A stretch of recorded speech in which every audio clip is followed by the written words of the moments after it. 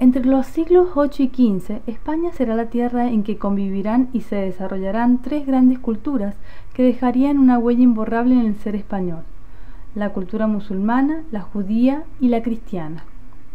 Tres grupos de distinto origen y de variadas creencias que le otorgarán a España características particulares que la diferenciarán notablemente del resto de Europa.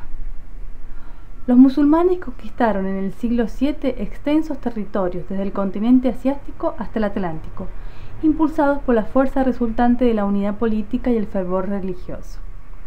En el año 711 cruzaron el estrecho de Gibraltar y desde allí se lanzaron a conquistar la península, obra que concluyeron en 7 años.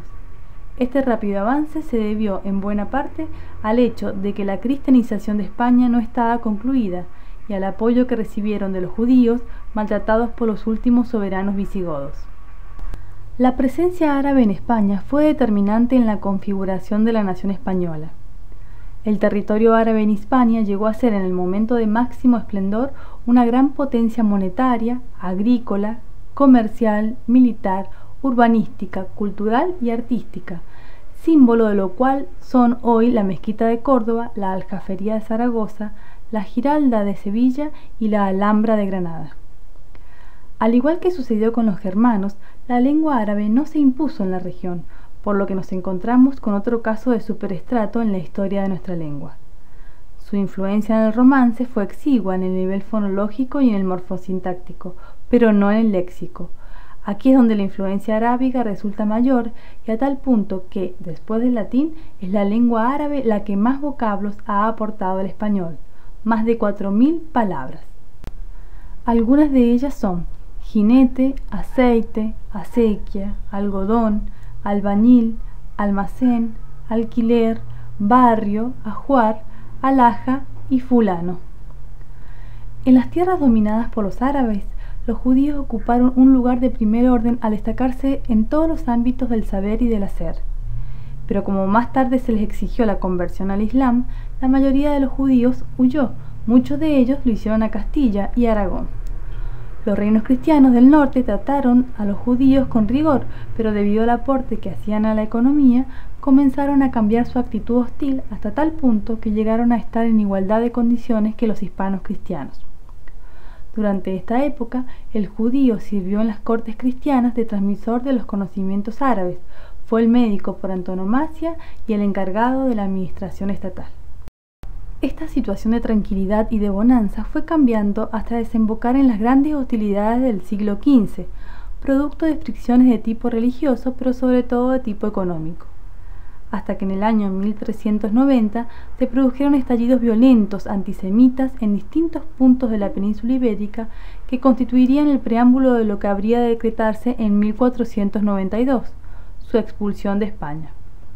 Los reyes católicos se mostraron reacios al principio a expulsar a los sefarditas por razones fundamentalmente de orden económico y cultural, pero presionados por la Inquisición firmaron el edicto de expulsión.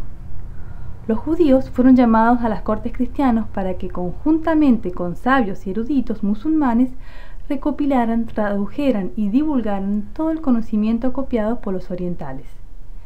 Este saber no fue traducido al latín, sino a una lengua de romance, el castellano, durante el reinado de Alfonso X.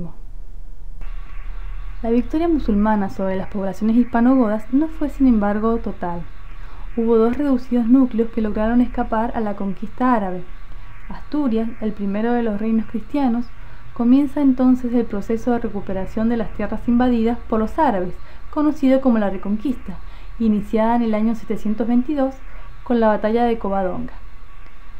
Como puede observarse en la animación, León, Castilla, Navarra y Barcelona avanzan hacia el sur, recuperando territorios en manos de los árabes. El desmembramiento del territorio árabe por luchas internas estimuló la reconquista cristiana, la cual hizo grandes progresos gracias a la división y al debilitamiento de sus adversarios. El dominio de los árabes queda reducido a la región de Granada. A finales del siglo XIII, el mapa de la península tenía otra distribución de fuerzas. Granada, el único reino musulmán, y 4 reinos cristianos: Navarra, Aragón, que había absorbido a Cataluña y se había extendido por el este de la península, Portugal y Castilla-León.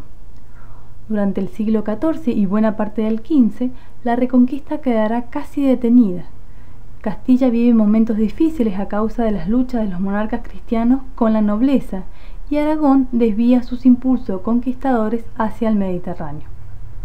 En 1469, con el matrimonio de Isabel de Castilla y Fernando de Aragón, se inicia un nuevo período en la historia de España. Cuando los reyes ocupan sus tronos, reemprenden la guerra contra los musulmanes, a los que consiguieron reducir a la exclusiva posesión de la ciudad de Granada, la cual, tras un largo asedio, se rindió el 2 de enero de 1492. Con el reinado de Isabel y Fernando, España alcanza la unidad política, religiosa y lingüística. La formación de reinos hispanogodos independientes entre ellos y de los árabes permitió el desarrollo de hablas diferenciadas entre sí. Como eran poblaciones deficientemente latinizadas, dieron libre curso a sus propias tendencias lingüísticas, sin que una fuerza externa cohesionadora las contuviera. Surgen así los distintos dialectos que configurarían el mapa lingüístico de la península ibérica, al prevalecer los rasgos diferenciadores sobre los unificadores. El desarrollo de estas diferencias se vio favorecido por las condiciones geográficas y las dificultades de comunicación.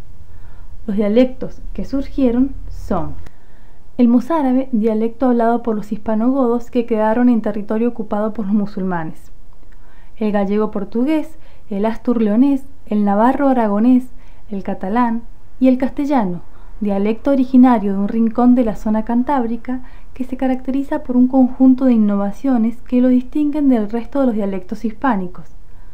Hablado por un pueblo de pastores y campesinos, el castellano surge ajeno a una tradición letrada, de allí sus rasgos revolucionarios que manifiestan una ruptura mayor con el latín que la de otros romances. Este dialecto se transformaría primero en la lengua de toda España y luego en la lengua de diversos pueblos en otros continentes. Se convertirá en lengua universal al extender sus fronteras desde aquel oscuro rincón de Cantabria hasta los más remotos territorios a donde llegaron sus hablantes. Algunos rasgos característicos del castellano que lo distinguen de otros dialectos peninsulares y de otras lenguas de la Romania son los siguientes: aspiración y pérdida de la F inicial latina. Por ejemplo, el término fermoso dio hermoso. Los grupos TL, CL, GL y LI se transformarán en una J. Por ejemplo, la voz muliere da mujer. Los grupos CT y ULT dieron como resultado una Ch. Por ejemplo, el término latino nocte dio noche. La L inicial se conservó en el castellano, pero en otros dialectos se transformó en una Lye. Por ejemplo, la palabra latina lingua dio lengua. Los grupos PL, CL y FL se transformaron en Lye, como por ejemplo, la voz pluvia que dio lluvia. Los primeros textos escritos conscientemente en romance hispano son las glosas emilianenses y las silenses. Una glosa es una explicación o comentario de un texto difícil de entender, es decir, que son acotaciones escritas en romance entre líneas o al margen de textos escritos en latín. Las glosas constituyen un valioso testimonio de una intencionada escritura en romance de un momento histórico en el que el habla vulgar se sentía claramente como algo diferente del latín. Las glosas emilianenses proceden del monasterio de San Millán de la Cogolla, situado en La Rioja. Datan del siglo XI. Están escritas en navarro-aragonés, aunque con clara influencia de dialectos vecinos. Las glosas silenses proceden del monasterio benedictino de Santo Domingo de Silos, enclavado en Castilla cerca de Burgos. Escritas también en navarro-aragonés, son un poco posteriores a las emilianenses, es decir, a finales del siglo XI. Hasta aquí hemos presentado los hechos políticos, económicos y sociales que se desarrollaron en la región peninsular durante 7 siglos. Al mismo tiempo, la lengua también cambiaba y, como veremos, era reflejo de estos hechos históricos. El siglo XIII está marcado por el empeño de hacer del castellano escrito una lengua independiente respecto al latín y porque sea capaz de expresar tanto los sentimientos más elevados como el pensamiento más profundo. Esto se hace manifiesto en la producción de los dos grandes géneros literarios medievales, el menester de juglaría y el de clerecía. Mientras el primero se destacaba por una poesía de tipo narrativo, de métrica irregular y tono heroico, el Mester de Clerecía se caracterizaba por una métrica más regular y una temática preferentemente religiosa. El máximo exponente del Mester de Juglaría es el poema de Mío Cid. Es con este poema que comienza la literatura castellana propiamente dicha. El poema de Mío Cid es una epopeya popular compuesta en Castilla en la que se narran las hazañas de Ruiz Díaz, héroe nacional de la Reconquista, nacido en Vivar, cerca de Burgos, más conocido como Mío Cid, voz derivada del árabe Sayyidi, que significa mi señor. Del Mester de Clerecía se conservan el libro de Apolonio, el libro de Alexandre, el poema de Fernán González, todos anónimos, y la producción de Gonzalo de Berceo, el primer poeta castellano de nombre conocido. Del siglo XI al XIII fluyen hacia España numerosos contingentes del otro lado de los Pirineos, representados principalmente por nobles, peregrinos y monjes. Con las mejoras hechas al Camino de Santiago, aumenta el número de peregrinos europeos, especialmente de franceses, hacia el santuario gallego que, según la tradición, guarda los restos del apóstol. Estos movimientos traen influencias en la lengua, especialmente en el léxico, que se enriquece con los primeros galicismos y occitanismos, entre los cuales podemos nombrar manjar, mensaje, monje, trobar y vianda. Cuando en 1252 se unen Castilla y León, Alfonso X, llamado el Sabio, se impuso como tarea un ambicioso programa de difusión de la cultura. Para ello llamó a su corte a un importante grupo de sabios que, junto con juglares y trovadores, van a producir una ingente obra de compilación, traducción y creación. Continuando la costumbre iniciada un siglo antes en la llamada Escuela de Traductores de Toledo, se rodeó de eruditos cristianos, judíos y musulmanes para traducir lo mejor del saber acumulado hasta ese entonces. En esta época, el proceso de traducción consistía en realizar una versión oral en romance del texto oriental. Esta versión era hecha generalmente por un judío y luego era traducida al latín por un cristiano. Es decir, que el romance solo servía de puente entre una lengua y otra. Esto cambió en la corte de Alfonso X, ya que este rey prefirió que la obra quedara en romance, pues quería difundir la cultura en la lengua del pueblo. El castellano pasó de ser un habla rústica a convertirse en soporte y medio de transmisión de una rica y polifacética cultura. La labor lingüística de Alfonso, de corrección y nivelación de la lengua, también se plasmó en la grafía, la cual quedó relativamente bien establecida en cuanto a la correspondencia fonemas-grafemas. Esta norma ortográfica estuvo vigente hasta el siglo XVI.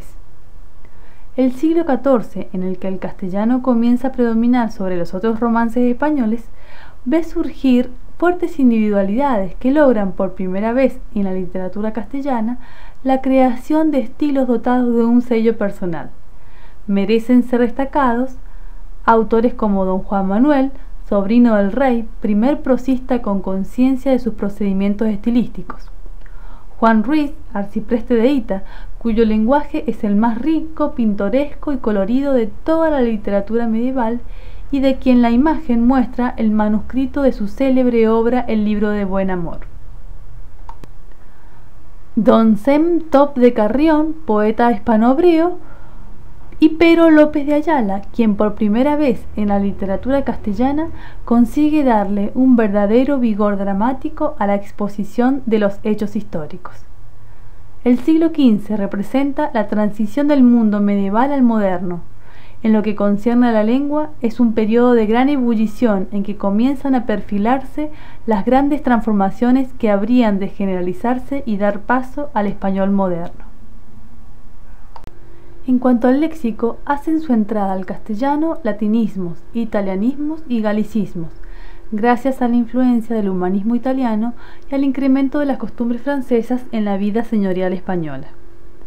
Se constituyen en este período muchos de los dobletes léxicos, es decir, de parejas de palabras de idéntico étimo, una de las cuales es el resultado de la evolución fonética, la forma popular, y la otra es un calco del vocablo original, es decir, la forma culta. Entre ambas formas existe un matiz semántico diferencial. Por ejemplo, de la palabra clamare derivan clamar y llamar. En este siglo surge uno de los más grandes humanistas españoles, Antonio de Nebrija, profesor de latín y de retórica en las universidades de Salamanca y de Alcalá de Henares. Escribió la primera gramática de una lengua romance, la Gramática de la Lengua Castellana, datado y publicado en 1492. Elaborar y publicar una gramática de una lengua vulgar era un suceso novedoso, insólito, dado que solo las lenguas clásicas eran las enseñadas y las dignas de estudio por parte de eruditos y universitarios. Nebrija, por tanto, indica un nuevo rumbo al elevar una lengua vulgar a la categoría ostentada por aquellas. La gramática de Nebrija no solo refleja el estado de la lengua para finales del siglo XV, sino que, al proponer reformas que le dieron al castellano mayor elegancia y lógica, proyecta lo que el autor consideraba la norma ideal. La expansión territorial y cultural de Castilla hizo que aquel dialecto rudo y áspero nacido en el norte de la península 6 centurias atrás se convirtiera en lengua española y lengua universal. En efecto, para el siglo XVI la lengua castellana se hablaba no solo en Castilla, sino en todas las demás regiones peninsulares, y comenzaba a extenderse en las tierras que iban siendo ganadas para España. Durante los siglos XVI y XVII, la lengua experimentó un proceso intenso de cambios que la llevarían a un estado muy próximo al actual. A esta serie de cambios se la denomina reajuste consonántico. Algunos de ellos son: en estos siglos, la F inicial latina que se había aspirado desaparece. La antigua confusión castellana de B labial y B labiodental se implanta definitivamente. Aparece el fonema que identificamos como J, y se produce la pérdida de las oposiciones entre las sibilantes sordas y sonoras, y aparece el fonema interdental que reconocemos como Z. Las circunstancias políticas, sociales y culturales de los siglos XVI y XVII fueron factor propiciador del enriquecimiento del vocabulario español. El Renacimiento y el Barroco fueron el escenario adecuado para la introducción de nuevos cultismos, la creación de nuevas voces o la asignación de nuevos significados a las formas ya existentes. Muchos términos que eran específicos de un arte u oficio y ciertas voces que eran consideradas vulgares ingresan a la lengua general. Por otra parte, la expansión del Imperio Español y los contactos más estrechos con otros pueblos serán la causa de la introducción de una avalancha de extranjerismos que, adaptados a la fonología castellana, engrosarían significativamente el léxico de la lengua. Entre ellos se destacan los vocablos provenientes de las lenguas autóctonas de América, como batata, canoa, hamaca, huracán, maíz, maní, cacao, chocolate, cóndor, papa y vicuña. Durante los siglos XVIII y XIX, la lengua española no experimenta grandes transformaciones como las que conoció en el período anterior. En lo esencial, el español escrito en las 2 centurias precedentes es una lengua que, al menos de manera general, ya ha escogido sus formas, organizado sus estructuras y fijado sus normas, a lo cual contribuyeron ciertamente los escritores de ideales renacentistas, que supieron equilibrar lo culto y lo popular, lo clásico y lo tradicional. Sin embargo, no existía aún una uniformidad general respecto a ciertos usos, pues los modelos literarios y los preceptos gramaticales de los autores del siglo XVI y XVII no tuvieron la suficiente fuerza reguladora. Además, entre ellos mismos existían divergencias que obviamente dificultaban la regularización del idioma. Es en este ambiente donde se enfrentaban posturas conservadoras y progresistas en que va a hacer su aparición la Real Academia Española. Esta institución fue fundada en 1713 y tuvo como propósito defender la pureza de la lengua española y convertirse en ente regulador, objetivo bien manifiesto en su lema limpia, fija y da esplendor. En su labor la Academia se encontró desde el primer momento con el problema de la ortografía, ya que en el siglo XVI y XVII la pronunciación había eliminado varios sonidos e introducido otros, la escritura seguía representando aún viejas distinciones fonemáticas. Algunos de los cambios que introduce son: fija B con valor consonántico y U con valor vocálico. Ante la confusión entre B alta y B corta, establece un criterio etimológico, es decir, por ejemplo, que una palabra llevaba B alta si la llevaba en latín. Suprime la C con cedilla y la reemplaza por Z. Mantiene el grupo Q por razones etimológicas. Fija la grafía J y restablece grupos cultos como columna y digno. En muchos casos, el uso mantiene la voz popular, dando como resultado la formación de dobletes como por ejemplo respecto y respeto, signo y sino. Luego de que España perdiera su poder sobre las colonias americanas, se mantuvo un lazo mucho más fuerte que el nexo político, la lengua, constituyendo de esta forma una gran comunidad hispanohablante. Además de hallarse en aquellos países que tienen al castellano como lengua oficial o cooficial, existen numerosas e importantes comunidades hispanohablantes en cuya lengua oficial o común es otra.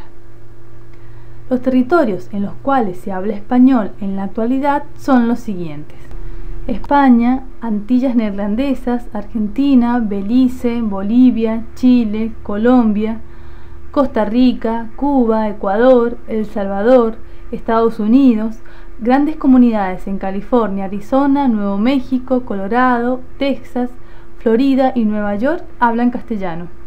También Guatemala, Honduras, México, Nicaragua, Panamá, Paraguay, Perú, Puerto Rico, República Dominicana, Uruguay, Venezuela, Islas Canarias, Ceuta y Melilla, que son municipios españoles autónomos de régimen especial enclavados en Marruecos, Guinea Ecuatorial y Filipinas. Actualmente cerca de 400 millones de personas hablan español. Esta cifra coloca al español entre las primeras 4 lenguas más habladas del planeta. Entre los fenómenos característicos del español actual podemos nombrar el yeísmo, confluencia de el, ye y ye en un solo fonema, el debilitamiento de S implosiva y el ceseo. El ceseo es la confluencia de S y Z en un solo fonema. El origen del ceseo se encuentra en el siglo XVI. Mientras que en el norte de España los hablantes distinguían entre S y Z, en Andalucía los dos fonemas confluyeron en uno solo. Esta norma es la que se extendió a América durante el proceso de descubrimiento y conquista del nuevo continente y explica por qué los americanos somos ceceantes. Como hemos podido observar, a partir de este camino que hemos emprendido desde tiempos primitivos y remotos hasta la actualidad, la lengua ha ido cambiando. Una misma región, la península ibérica, acunó en su regazo diversos pueblos que contribuyeron a hacer de ella un territorio distinto del resto de Europa, una tierra con connotaciones propias. La lengua, como un fenómeno de cultura, fue reflejo de los cambios políticos, económicos y sociales que se fueron desarrollando a lo largo de más de 20 siglos. Nuestra lengua seguirá cambiando imperceptiblemente a través del tiempo, y ella seguirá siendo para las futuras generaciones reflejo de lo que somos y de lo que hemos sido.